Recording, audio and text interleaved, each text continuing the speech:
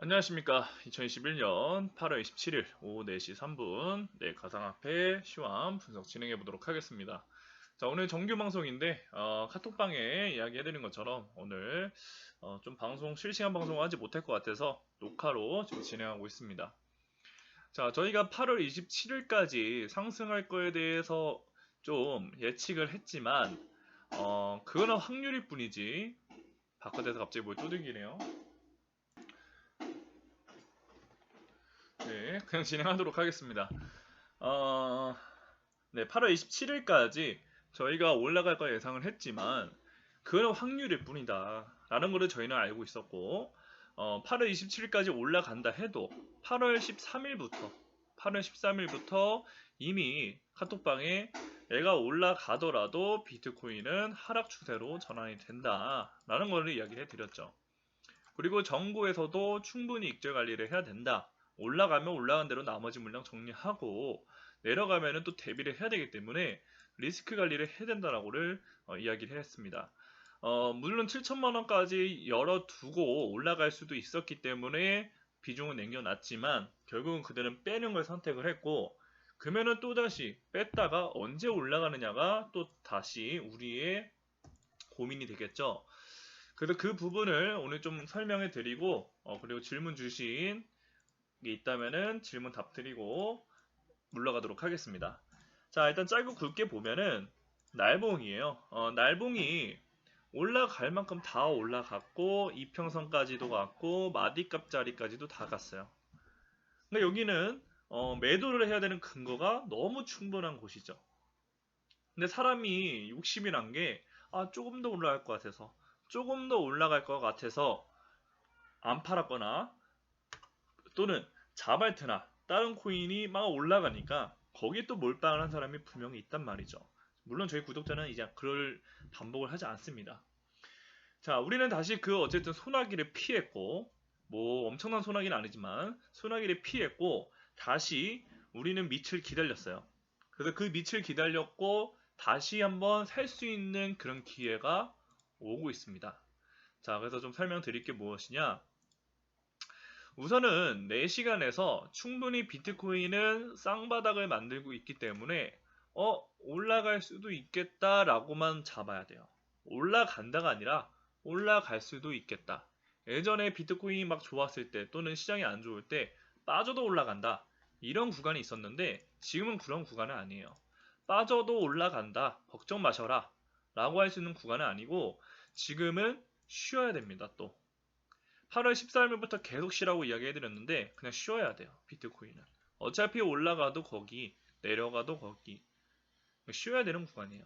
그래서 애가 다시 패턴을 만들어서 9월 중순까지 좀 기다려 보셔야 되고 애가 제가 봤을 때는 이 중요한 작도를 올라가다가 실패했어요. 실패했고 우리가 본 게 이걸 맞고 올라갔네. 하지만 요번에 내려올 때는 지지 못할 거야 라고 우리는 봤어요. 근데 또 지지 받으니까 또 막 이게 또 올라갔겠죠. 하지만 이평선에 딱 맞고 무너뜨렸어요. 그리고 다시 올라가더라도 지금 어디서 저항 맞아요? 여기서 저항 맞죠. 즉 비트코인은 지금 단기적으로 파동이 올라가려고 한다 해도 요 추세를 다시 살리지 못하면 요 추세 위로 다시 살리지 못하면은 비트코인은 빠지게 되는 겁니다. 비트코인이 빠진다고 해서 다른 코인이 빠지겠지만 안 올라간다는 건 아니에요. 왜냐? 지금 비트코인이 단기 조정을 준다라는 거는 여기서 흔들림에서 빠지든 흔들림에서 내려갔다 올라가든 박스권을 만들 확률이 높아요. 박스권을 만든다는 거는 올라가려고 했던 종목이 또다시 간다는 소리죠. 그래서 그런 종목들을 잘 찾으셔야 됩니다. 자, 그래도 저는 이 파란색 선을 살리기 전까지는 아직은 모른다라고 이야기해드리고 싶고 혹여나 살린다 해도 요 라인, 이평선을 다시 돌파하기 이전에는 안심할 수 없다라고 이야기해드리고 싶어요. 그래서 5,720만원을 위로 살리지 않는 이상 비트코인은 힘들다. 근데 요 라인을 살리지 못하고 혹이나 살렸다 해도 안 좋고 저 라인을 갔다가 다시 빠졌을 때가 저는 기회라고 생각을 해요. 단기 반등. 그래서 다음 주 되게 중요하거든요. 이제 8월 30일이 8월 30일 마지막 날이고 이제 8월 마무리가 되는 날이기도 하기 때문에 중요한 날인데 8월 30일까지 비트코인이 어떻게 될지를 예측하지 마시고 그냥 구경하시는 게 제일 좋습니다. 물론 스윙에 대한 비중은 당연히 들고 있어야죠.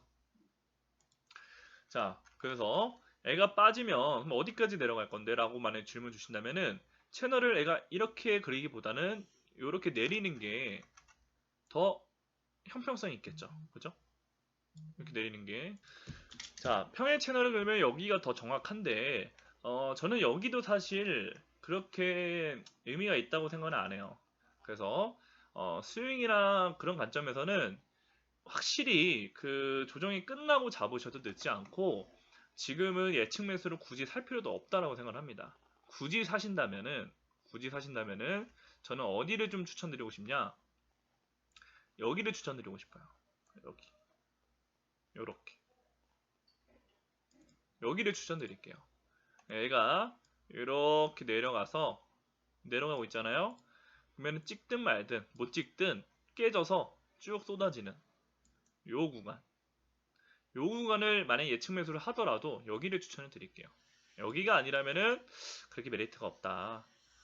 근데 다음 주에 내려가지 않고 올라갔어. 그러면 그대로 또 분석해서 쫓아가면 됩니다. 그래서 이렇게 보시면 되고.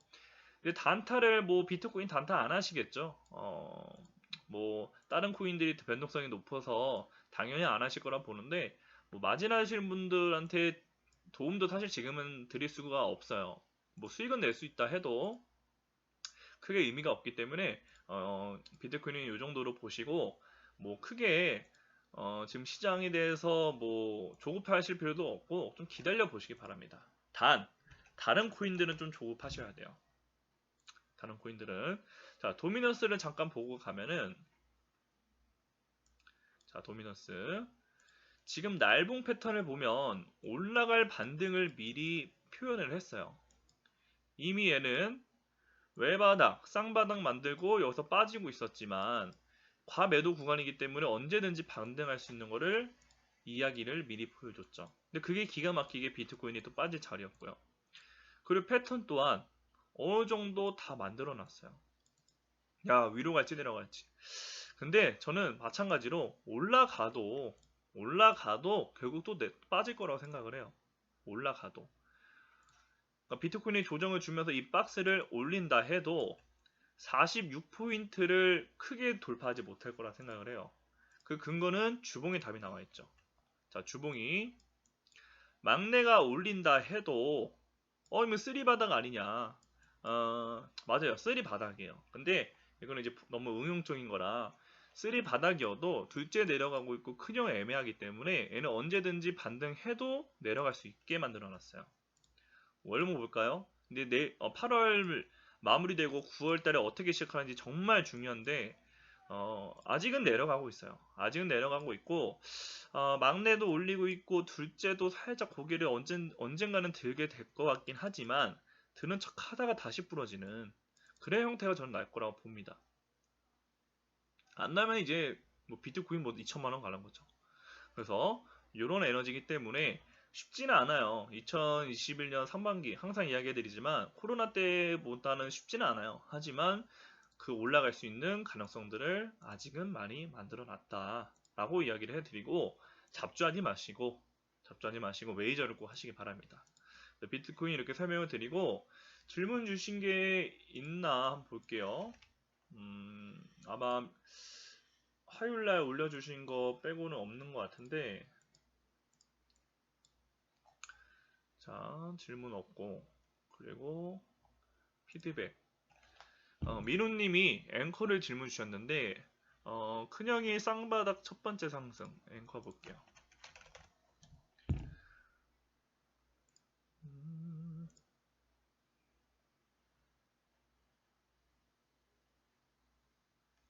음, 180원, 190원.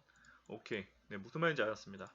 자, 지금 질문 주신 게 얘가 외바닥, 쌍바닥을 만들고 올라갔다. 그리고 어센딩 트라이앵글. 뭐 어려운 건 잘 몰라요. 그냥 삼각수렴 했다든지 뭐 박스권으로 헤매고 있겠죠. 그리고 헤매고 있고 얘가 이제 다시 올라가서 이렇게 올라가지 않을까에 대한 질문을 주신 것 같아요. 네, 맞아요. 올라갈 수 있었어요. 올라갈 수 있었는데 확률이었고 비트코인은 결국 빼는 걸 선택을 했기 때문에 앵커 또한 비트코인이 올라갈 때 올라갈 거예요. 파동이 똑같아요. 공반대로 외봉, 쌍봉, 쓰리봉 나왔고 여기서 물론 올라갔다 빠질 수도 있었겠지만 이건 리스크를 생각해야 되는 자리였고 결국은 빠졌기 때문에 떨어지는 파동이 나왔어요. 다행인 거는 여기 왼쪽보다 여기가 봉우리가 더 크기 때문에 다시 갈 가능성이 있긴 있죠. 그래서 얘는 내 시간으로 분석을 하는 게 중요한데 지금도 뭐 그렇게 뭐 썩 좋다고도 할 수 없고 사기도 좀 리스크가 큰 자리예요.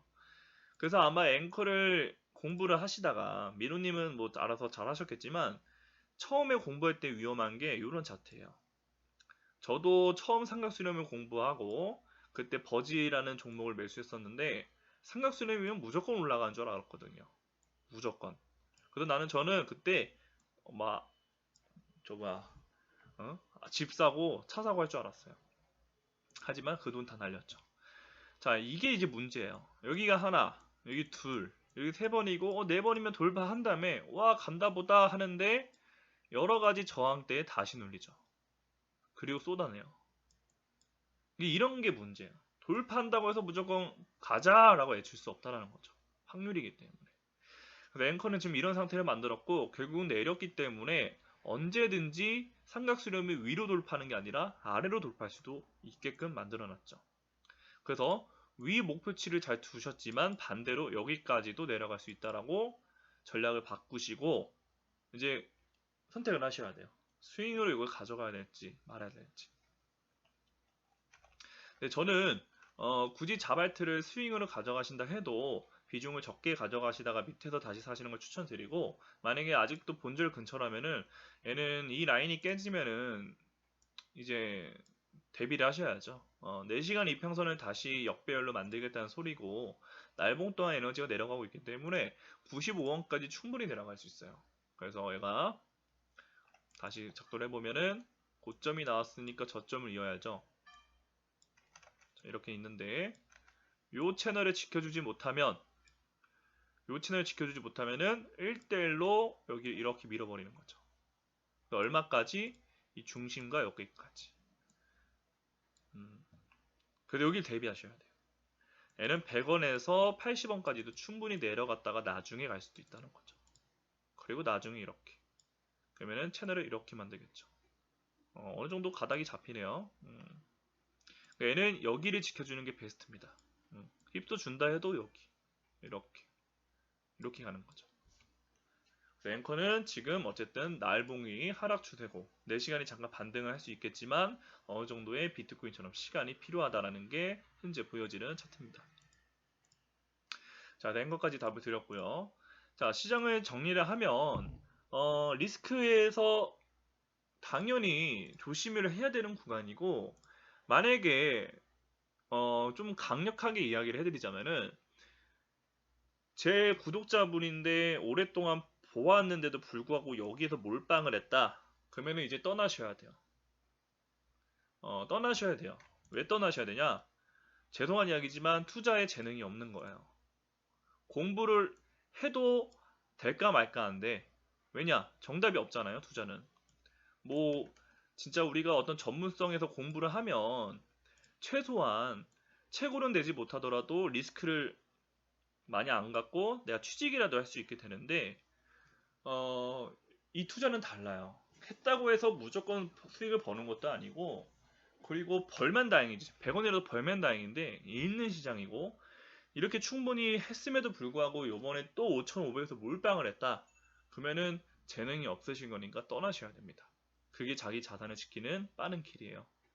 왜냐면 비트코인이 제가 하락을 했을 때 애가 죽더라도 올라갔다 죽는다고 계속 이야기를 해드렸어요. 그래서 올라가면 분명 리스크 관리해야 된다라고도 100번이고도 얘기를 했는데 만약에 다 하셨겠지만 안 하신 분이 한두 분 있다면은 떠나셔야 돼요. 왜냐? 중요한 자리 다 왔고 충분히 얘기를 다 했고 공부를 했으면 알 수 있는 자리인데 여기서 몰빵을 했다는 거는 재능이 없는 겁니다. 그러니까 자기 투자 성격이 안 되는 거예요. 어쩔 수 없어요. 그거는 고칠 수 없고, 고친다면은 깡통을 3번은 차야 돼요. 근데 말이 깡통이지 그 깡통이 쉬워요? 그래서 절대 하시면 안 되고, 그 이유는 애가 비트코인이 내려갔다가 올라갔을 뿐이고, 저는 올라갈 거라 생각을 해요. 하지만 저는 올라갈 거라 생각을 하기 때문에 투자를 하지만, 그래도 여기 밑에 대한 만약에 1%라도 가능성이 있다면은 준비를 하고 있다는 거죠. 준비를 하고 있어야 돼요. 자, 애가 결국 내려간 거에 마디값짜리까지 내려왔고, 중요한 그 음봉까지도 장악을 했다가 지금 눌리고 있어요. 그리고 저번 주 주봉의 몸통을 지금 지지해줄까 말까 고민 중이죠. 그러면 최소한 제일 좋은 건 여기서 흔들리거나, 또는 제가 저번에 설명드렸던 세력선 있죠. 여기를 이게 아닌데, 세력선 아마 날봉으로 보면은 이쯤인가 될 거야. 여기를 이탈하지 않는 선에서 올라가는 거예요.